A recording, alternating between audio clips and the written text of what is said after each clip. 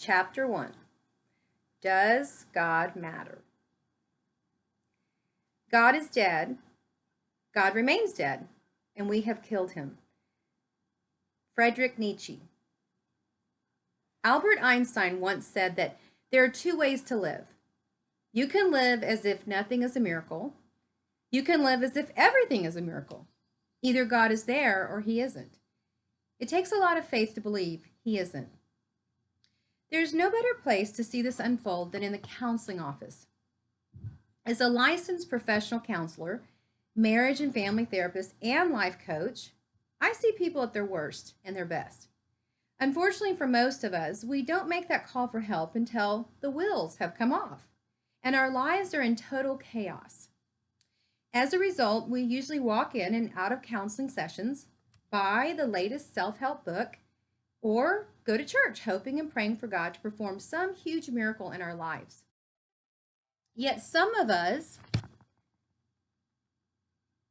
haven't prayed to God in years except to say grace over McDonald's cheeseburgers. And now we want God to show up and give us some special sign that he hears and still answers our prayers. A burning bush, some cloud configuration in the sky, a sign along the road with the word God in it. We want anything to prove that he is listening, all powerful, and there for us in the abuse we wrongly endured, or with the spouse who is leaving, the fear of job loss and paying the bills, the death sentence of a vicious cancer, living with the pain of a child's death, the onset of deep depression, the loneliness of being single, and the list goes on. I have been there, both personally and professionally. You may be thinking of a time in your life, even now, a situation when you wondered if God really cared about you and the circumstances you were in. Are you living with that question right now? What have you faced that has caused you to question whether God really exists?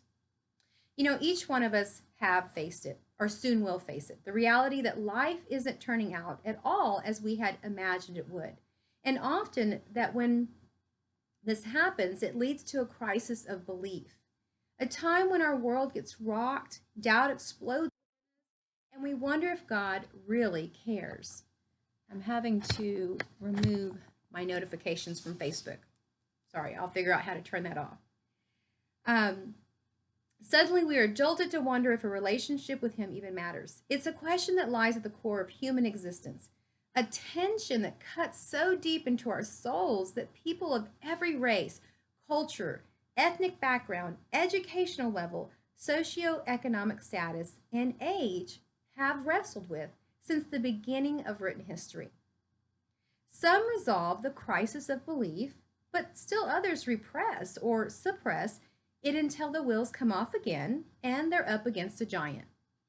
Well, in ancient Hebrew history, believing in Yahweh, the God of Israel, was a given. Belief was taught to every citizen and even written on tablets of stone. David, a common shepherd boy at the time, who would later become king, believed emphatically. God was real, and David was willing to do anything to stand for him. David, the young man that he was, may have seemed a bit naive and a little overconfident. Sent by his father to visit his brothers in battle, David was stunned by what he saw. As the armies of the Philistines lined up to battle Israel, one huge Philistine named Goliath mocked and terrified the entire Israelite army. Even David's older brothers were afraid. How could one man scare an entire army? David contested, who is this uncircumcised Philistine that he should defy the armies of the living God? Wholeheartedly believing his army served his living God, David made a decision to fight Goliath, a decision that would have him summoned to the king of Israel, King Saul.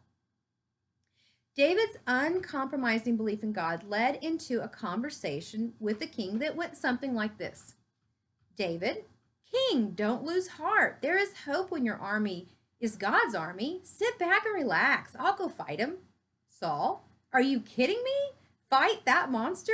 You're just a boy. Goliath is a man's man. You stand no chance.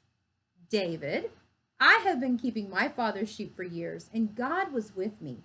When a bear or a lion would come and try to take away a sheep, I would go after it, strike it down, and kill it. This uncircumcised Philistine will be no different. Since he defied the armies of the living God, I'll kill him too. God has my back. He delivered me from the bear and the lion, and sure enough, he will also deliver me from this Philistine. And then Saul says, well, then, go ahead, and may God be with you. With 3 smooth stones and a sling, David set out to face Goliath. 1-on-1, a 9-foot, I'm going to kill you monster. When Goliath saw him coming, he mocked David. Am I a dog that you come at me with sticks? The Philistine then cursed David by his gods. Come here, he said, and I'll give you your flesh to the birds of the air and the beasts of the field.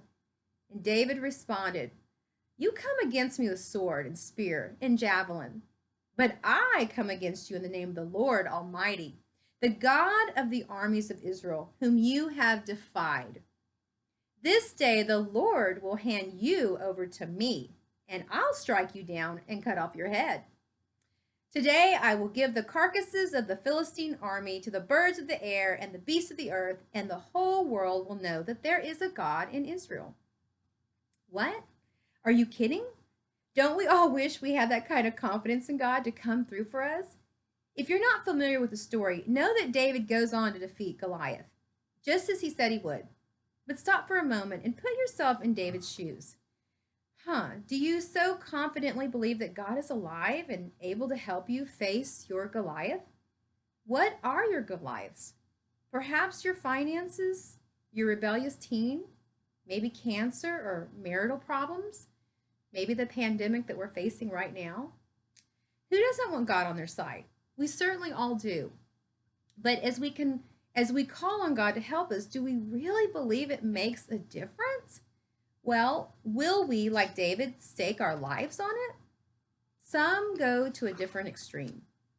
Some are God crazy.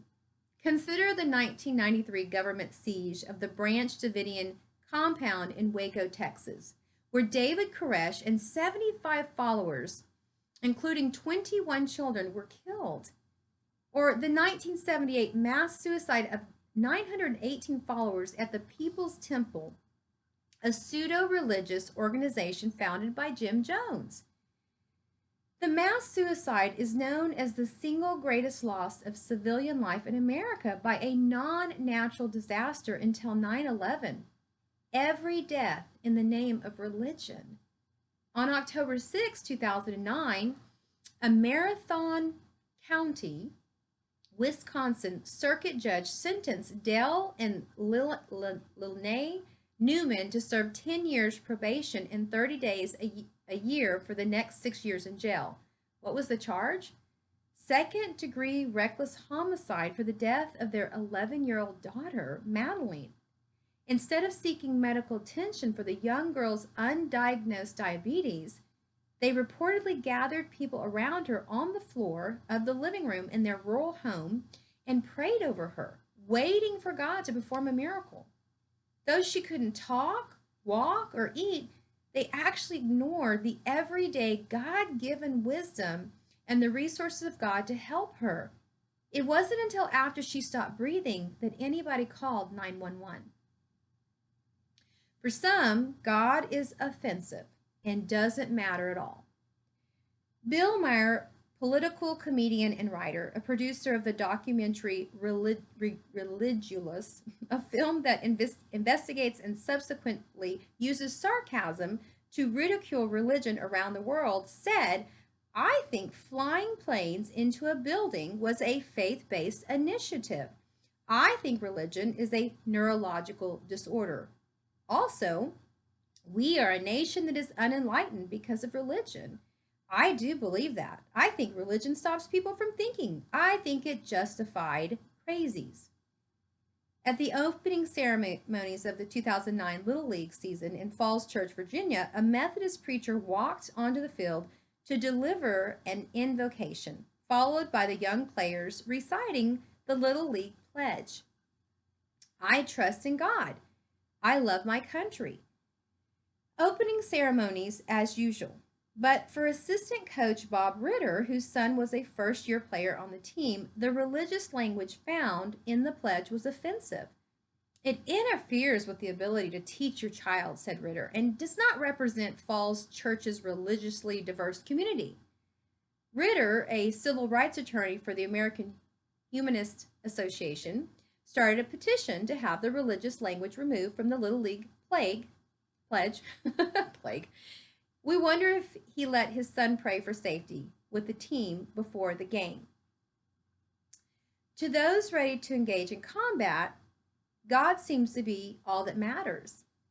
Major General retired Robert Dees, U.S. Army, has served in a wide variety of command and staff positions, culminating in his last two assignments as Commander, 2nd Infantry Division, U.S. Forces Korea, and as Deputy Commanding General. There's a lot here to say after this. B Corps in Europe, concurrently serving as Commander, U.S. Israel Combined Task Force for Missile Defense. When speaking to a group of men recently, he began his talk by showing video footage of what it was like to be in night combat in the Middle East. And then he added, when soldiers in Iraq hold hands and pray before going on a dangerous patrol, they are not concerned with being politically correct.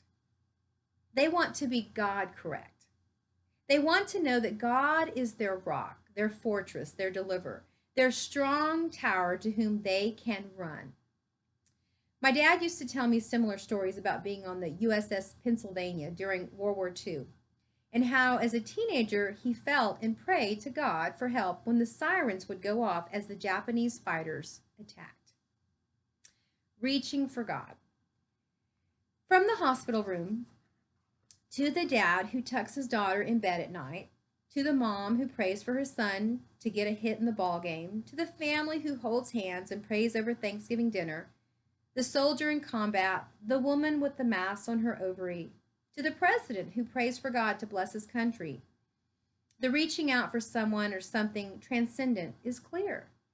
From the Little League field to the legislative war room, individuals and countries throughout history have wanted, and many have claimed to have, God on their side. But does it matter? Does God really care about you and me? Can we trust him for everyday life? Can he or will he be there when we need him? Or even more, why would he? Most of us would like to think it matters, especially when life is not the way it's supposed to be. So consider those who seek God. Just ask. The 59-year-old man diagnosed with multiple myeloma cancer at Duke University. The dad who holds his little girl now fighting for her life because of an accident involving a drunk driver. The mom and dad whose daughter went missing at a local rock concert, and there is still no word. The parents who tuck their daughter into bed at night with a high fever and asthma flaring and pray for her fever to go down and that her breathing will improve. The mother leaning over her star football player son, who's convulsing because of a concussion and neck injury, is now surrounded by emergency workers or the teammates huddled together nearby.